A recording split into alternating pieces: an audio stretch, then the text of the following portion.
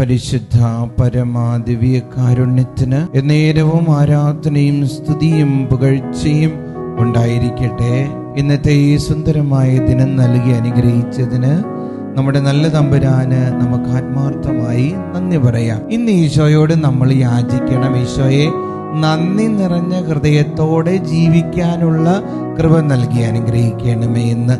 ഇവിടെ SSLC +2 എക്സാമുകൾക്ക് മുമ്പ് കുട്ടികൾക്ക് ഒരുക്ക ശുശ്രൂഷ ഉണ്ടായിരുന്നു. ഇത് മലപ്പുറത്തുള്ള മരിയൻ ധ്യാന കേന്ദ്രമാണ്.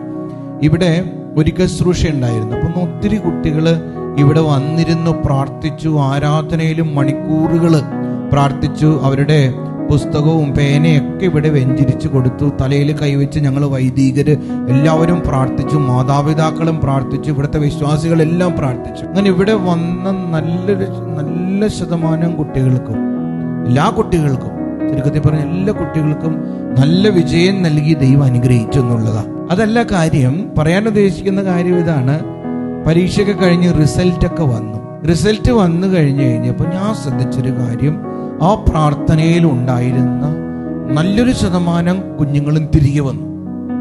ഈ ധ്യാനകേന്ദ്രത്തിൽ വന്ന് ഈശോയോടും ഈ ധ്യാനകേന്ദ്രത്തിന്റെ പ്രത്യേക സംരക്ഷകയായ നിത്യസഹായ മാതാവിനോടും ഒക്കെ നന്ദി പറഞ്ഞു.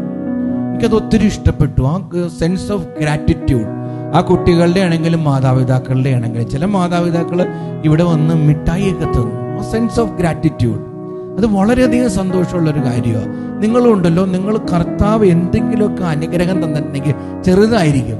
ഒരു വാഹനം തന്നു, നല്ല ഭാര്യയെ തന്നു, ഭർത്താവിനെ തന്നു, മക്കളെ തന്നു, ആരോഗ്യം തന്നു, രോഗം വേഗം സുഖപ്പെടുത്തി, നല്ല ജോലി തന്നു. അതിന് ചെറിയ ചെറിയ കാര്യങ്ങൾക്ക് പോലും കർത്താവിന് നന്ദി പറയാനുള്ളൊരു മനസ്സ് കാണിച്ച് ഭക്ഷണം കഴിക്കുന്നതിന് മുമ്പ് ഒരു കുരിശ് വരച്ച് കർത്താവിന് നന്ദി പറഞ്ഞ്, രാവിലെ എഴുന്നേൽക്കുമ്പോൾ കർത്താവെ നല്ല ഉറക്കം തന്നതിന് നന്ദി പറഞ്ഞ്, മക്കളെ തന്നതിന് നന്ദി പറഞ്ഞ്, ബാങ്ക് ബാലൻസ് തന്നതിന് നന്ദി പറഞ്ഞ്, ദാരിദ്ര്യമാണെങ്കിലും ഒരു മുട്ടുമില്ലാതെ കർത്താവ് ഇങ്ങനെ കൊണ്ടുപോകുന്നതിന് നന്ദി പറഞ്ഞ്, എന്തില്ല എന്നുള്ളതല്ല, എന്ത് കയ്യിലുണ്ട് എന്നുള്ളത് ഓർത്ത് നന്ദി പറഞ്ഞ് ഒരു സെൻസ് ഓഫ് ഗ്രാറ്റിറ്റ്യൂഡ് നിനക്കുണ്ടെങ്കിലുണ്ടല്ലോ, അച്ഛൻ പറയാണ്, നിന്റെ ജീവിതം അനുഗ്രഹിക്കപ്പെടും. അതുകൊണ്ട് എണ്ണി കർത്താവിന് നന്ദി പറഞ്ഞ് മുന്നോട്ട് പോയിക്കോ. നന്ദിയുള്ള ഹൃദയങ്ങളിലേക്ക് കൃപയ്ക്ക് മേൽ കൃപകൾ ഇങ്ങനെ വന്നുകൊണ്ടിരിക്കും. ഇന്ന് മെസ്സേജ് ബോക്സിൽ ടൈപ്പ് ചെയ്യണം, ഈശോയെ നന്ദിയുള്ള ഹൃദയമുള്ള വ്യക്തിയാക്കി എന്നെ മാറ്റണമേ എന്ന്. ദിവ്യകാരുണ്യനാഥൻ നമ്മെ അനുഗ്രഹിക്കട്ടെ.